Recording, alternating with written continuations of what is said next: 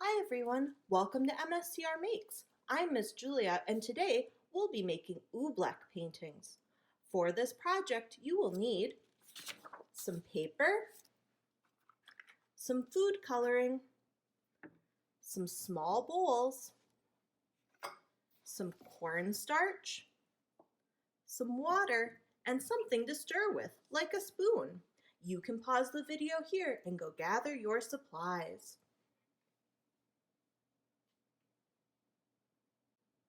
Now that you've had a chance to gather your supplies, I'll move some things out of the way.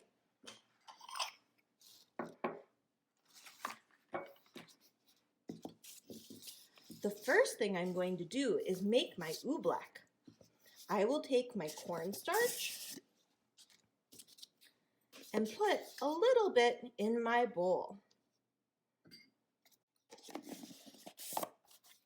Next, I'm going to add water. I want to add my water very slowly, only a little bit at a time. What I'm looking for is for all of the cornstarch to dissolve, but for it to be very hard to stir.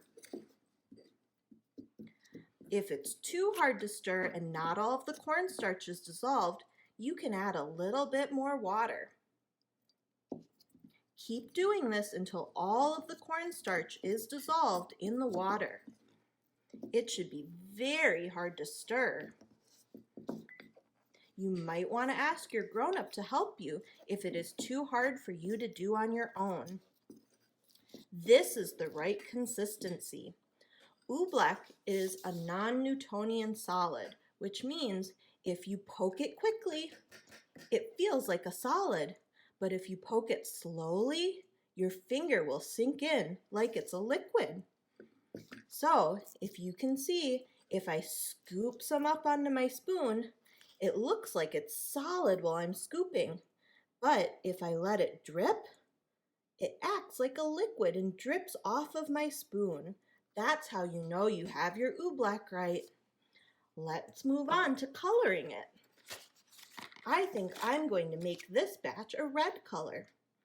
The more food coloring that you put in, the better the colors will show up on your paper after you're done painting. So I'll go ahead and mix in the red.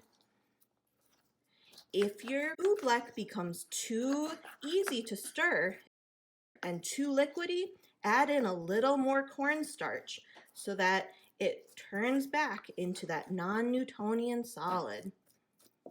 That looks pretty good. It's okay if it's not all mixed in.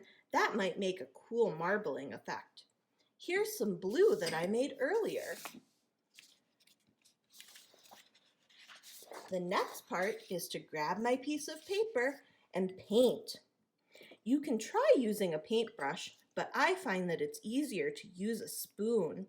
Look at how ooey gooey it is.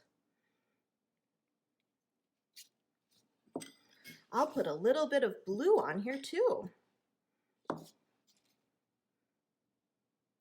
If you're painting and your oobleck becomes too hard to work with, add a little bit more water until you can use it again.